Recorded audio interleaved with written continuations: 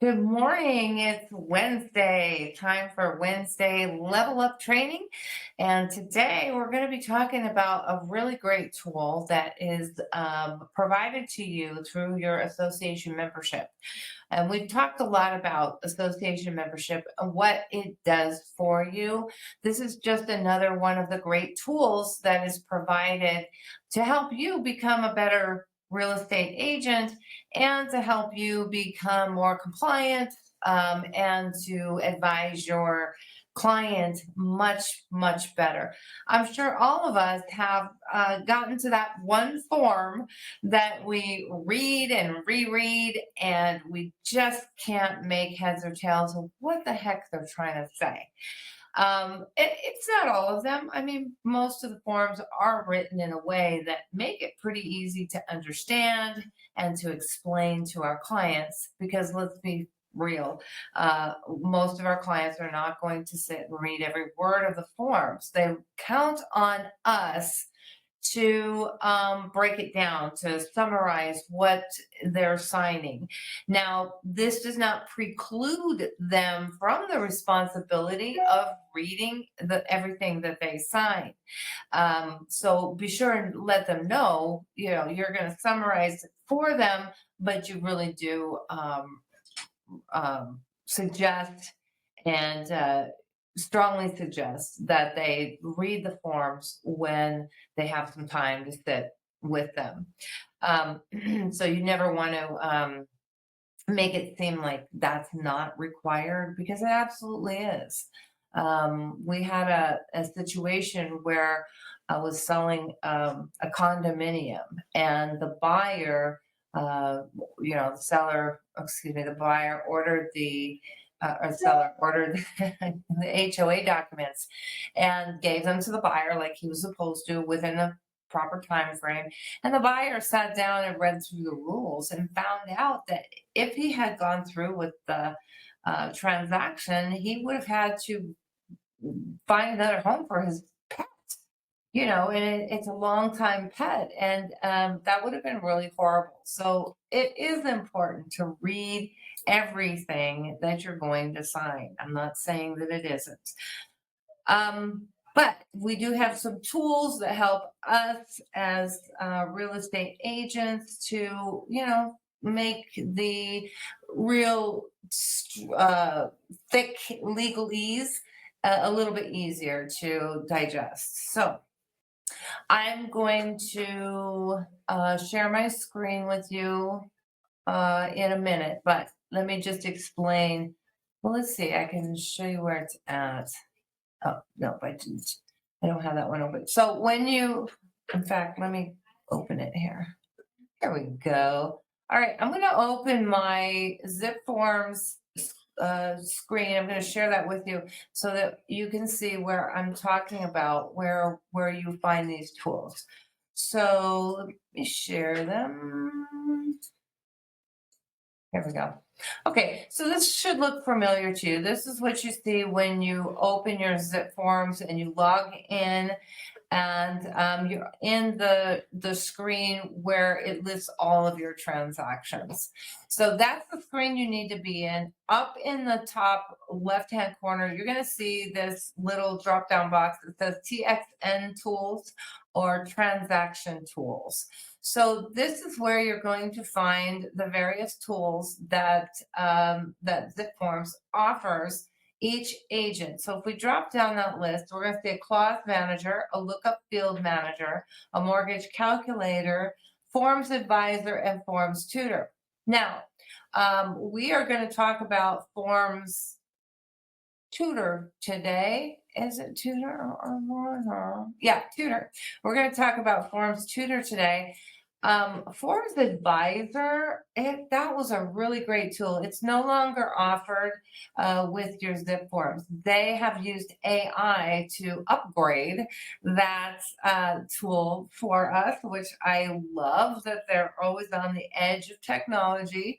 So Forms Advisor, the whole point behind that is when you open a transaction, when you first start working with a client, it gives you all the forms that you should have. That's one of the big struggles with any real estate agent, especially new agents, because new agents tend to feel like I need to know everything about all these forms, when really that's not even your job. Your job should not be figuring out forms. Your job is to build a book of business. So what Forms Advisor did was you had a like a worksheet, and you would fill out the details of the transaction of your client, is of the property. You'd fill out all these, you'd answer all these questions regarding that, and then Forms Advisor would give you the list of forms that you need to complete to have a complete file at the end, so that you didn't miss any disclosures, you didn't miss any advisories, or any reports that you should have had. It was really a great tool, but what they're doing now is they're using machine learning to actually predict what forms that you need while you're in doing your transactions. So they take all the information that you've input, just like AI works, and it predicts which forms that you're going to need. Really, just to give you the other side of Forms Advisor, one of the things that I didn't care for about it was it did give you every form that you could possibly need, but it did not have the ability to kind of back up a little. So what you got was this enormous list of every form you could possibly use. And if you actually followed its direction, you would have this enormous closing file, and a lot of it you didn't really need. It just kind of went way overboard. But to be all inclusive like that, it almost had to be that way. If it left something out, then this could be bad. It could leave you in a situation that leaves you and your client at high risk of litigation, and that's the absolute opposite of what these tools are here for. They're here to protect you and your client and your broker from litigation due to, a disclosure not being made, or a disclosure made improperly, time limits, breach of contract, all of these things. So we're going to talk about Forms Tutor, and I love Forms Tutor. And the reason I do is because it really does break it down to common language. Not only that, it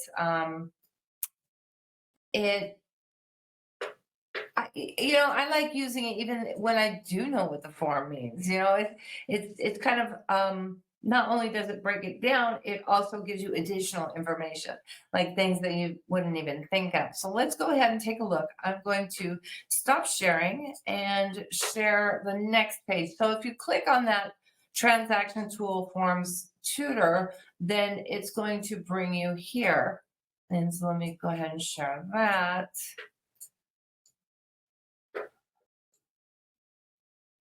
It's going to bring you here. So it's going to actually bring you back to the CAR website. I don't know if you log into your Zipforms through the CAR website. I do. If you're not using the broker version, it's just another way for you to log in. So it brings you back to the CAR website, and you can actually get here by just going through the CAR website. You don't have to go through Zipforms to get back here. So here you can see Forms Advisor. It says Forms Advisor has been removed from Zipforms. There's now a new form suggestion tool available inside of Zipform in the new Forms editor. The new form suggestion tool is one of a kind in its industry, or in the industry. It uses machine learning to suggest forms to add to your transaction based off of the city, state, Forms library you have access to, and what forms are already in the transaction. And then there's also a little short video on the new form suggestion tool. So I highly recommend that you take a look at that. It's a short video. and it'll give you some really good information. But right now, what we're going to do is we're going to access Forms Tutor. And then if I do that, we're going to get to here. Let me go ahead and switch my screen again. And we're going to be on this page right here. Okay, so welcome to Forms Tutor. Forms Tutor is a free CAR member benefit that explains the most highly utilized standard forms clause by clause with audio and text instructions. And information inside each form gives context to the selected clauses so that you can understand what the paragraph means and what is intended by the pre-printed language and how it affects the transaction. Once you click on the desired form from the list of forms below, you need to click on the blue buttons to either read or hear about the select clauses. So you see how this works. It just takes you through each form, and as you're reading it, you can click on the, to either hear it or to read it, the explanation or the summarization or how it affects your transaction. So it's very, very inclusive. Now, what I suggest doing, since one thing that new agents often don't do is they don't take the time to read all the forms. They learn how to fill them out, and then they never take the time to just read it from top to bottom. I suggest that every form that you use, read it through. But don't just read it through on the paper or in Zipforms, read it through in Forms Tutor. That way, when you come to a clause that isn't making sense to you, you're right there. Or even if it does make sense to you, but you want to know what the context is or how it's going to affect your transaction, read the Forms Tutor too, or just listen to it. So let's take a look. Let's go ahead and go through a form right now. All right, so we're already on this page. I'm going to see if what we're sharing actually will be seen by you. So I'm going to go ahead and start with, let's see, there's a search bar here. We can search for, let's just do the RPA, let's start with a simple one. So if we put the acronym up in the search bar, it's going to bring us right to the RPA. Now, there are different RPAs. There's residential purchase agreement and joint escrow instructions. This form here is the reason why some escrow companies do not provide escrow instructions any longer. I've only run into a couple, but they don't send the escrow instructions because the joint escrow instructions is included, or it acts as this RPA acts as the joint escrow instructions as well. So you might not get escrow instructions. Anyway, this one's also same thing. I don't know the page 13 through 16. This is page 9 through 12, page 1 through 4, and page 5 through 8. So it's the same form. It's just broken down into pages. So I'm going to start with page 1 through 4, and let's see if that's transferred over into what you are seeing. It did. Awesome. Okay. So we're just going to go through it. So, even something as simple as the title or the date, it gives you additional information. So let's see what the title says. This says the California Residential Purchase Agreement and Joint Escrow Instructions is the document which details the buyer's offer for a seller's California real property. Once the buyer's offer is accepted, the RPA becomes the primary document specifying the terms of the parties' agreement. The RPA can be used anywhere in California. Users should be aware of any additional county or city requirements that apply, as they may impact completion of the form, such as paragraph 3Q5 and 6. The need to add addenda or advisories, see paragraph 4.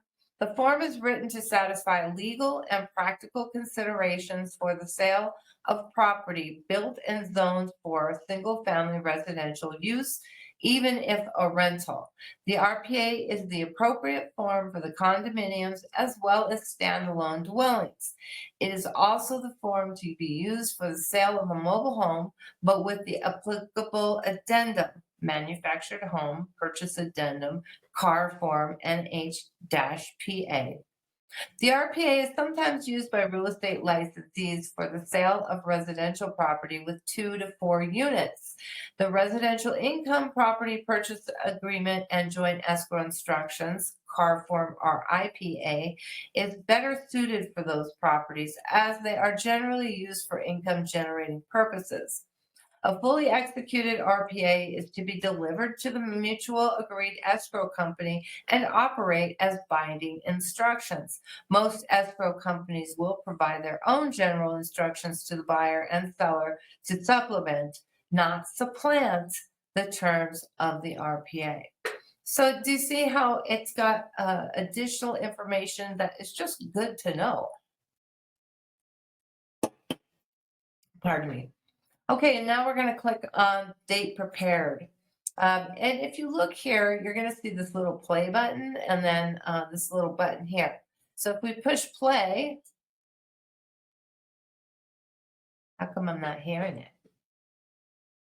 Let's see if I have my thing turned up here.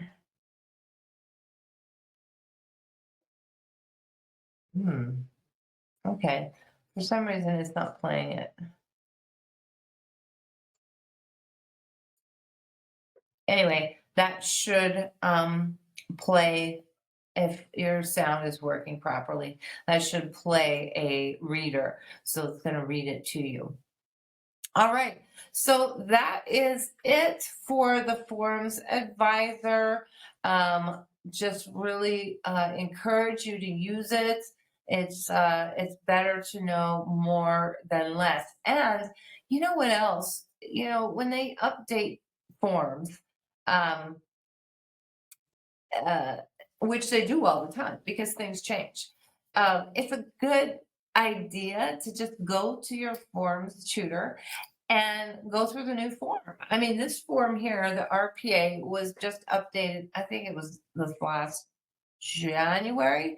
The new form came out, and if you want to know, yes, 12/22. So it didn't just get updated, but it was at the beginning of this year. This new form came out, and I love the way they grouped all like information together. So all the terms are kind of in one place, and you don't really have to look all over the form to find.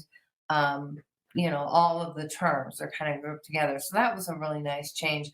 But once new forms come out or forms are updated, you can simply go through your Forms tutor and get all the updated information. And hey, So Bobby, yeah, I did want to mention one thing because I did notice this about Forms Tutor. They take yeah, a hot minute to put things up there after the updates. So when you use it, it's a really good idea to pay attention to that updated date at the bottom of the forms. Generally, CAR updates the main forms like every 6 months. They'll make some small minor change sometimes, and then big changes other times. But it does take a little while for the Forms Tutor to update with the newest version. So oh, when you go there, just double check that you're looking at the newest version because you might not be. okay, good to know. Good to know. So, in your experience, about how long have you noticed that it takes? Well, after that big change back in 2022, where the form completely changed, it took a while. Um, Really? but now it can take maybe a couple of months. So, right when they make the changes and they make announcements, they tend to send emails out and informational flyers. So, check your emails for that because it'll have some helpful guidance on what the changes were. Yeah. And just to have a basic knowledge of the form, you could always use Forms Tutor, but then just double check that you're looking at that recent version at the bottom. Good suggestion. Yeah. All you have to do is look at the bottom here.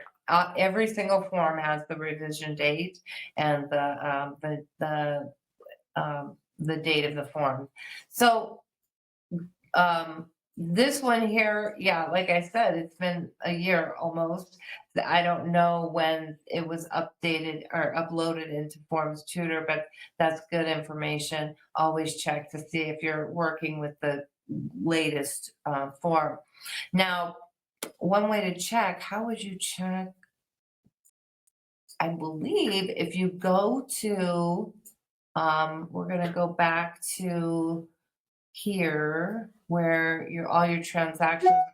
I'm going to share that screen with you right now. Um, here we go. Okay, so if you're looking in Zipforms in the area where all the your transactions are at, and you just go into one. I think I have a test one here, so I'm going to go into this one. And then I'm going to look at my forms library right here. And yeah, so the date is this sharing with you? Let me just make sure. Yeah, okay, so Yes, I can I see it. have I have the drop-down list open and it gives the latest revision or the version of the form in your library to the side of it. So you can actually see it before even going into that form. It looks like this one here was updated June of 23. So we are October, so June, July, August, September, October. So 4 months. This one also was June. Oh, a lot of updates were done in June. I don't see anything Yeah, more. usually it's like June and December. It tends to be when they make the updates. Okay, So, and zip forms will only let you use the most recent version. You can't go backwards. right, So, right. whatever's there is the one you should be using. Right, exactly. And it's done in real time. So it's not something that you have to do. Now, if you're using a broker's version, your broker will have to do the update for you. But if you're using the version your free version through the association, they'll automatically update. So you don't have to worry about that. Um, to my knowledge. So yeah, if the version is in here, and like we'll go to this listing agreement. The listing agreement was actually updated in June also. So I'm going to go ahead and put it in there, and then I'm going to go back to Forms Tutor, and we'll see if the that okay, no, not that one, this one. Okay, we'll go back to Forms Tutor and see if when I pull it up, if it gives me the June version. So that'll kind of test the system here. Whoops.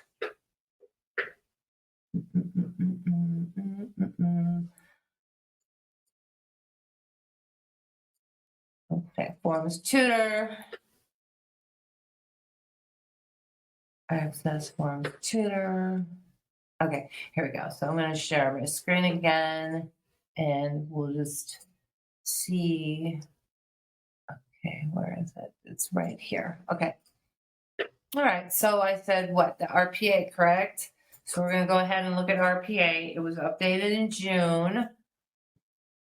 Okay, here we go. And so, wow, you are, no, RLA. I'm so sorry. It was RLA. Yeah. So in here, it does have the latest version, the one that was updated in June. So I would venture to say that if the form is updated in your forms library, that in Forms Tutor, it's also going to be updated. But good idea to just make sure that you have the latest version when you're going through any of your forms. So, and usually we get the little updates too. It tells us that, oh, such and such form was updated, or your broker should tell you. So, that is all we have for today. I am excited about all the great tools that we have, and next Wednesday we'll go through even more tools And because it's such a great value, and I don't get paid by the association to say that, but thinking about all the things that we get with our membership, it really is a great value. So, any questions? Okay. Well, that's it for today, and we'll see you next Wednesday. Bye bye. Thank you, Bobby. Thank you.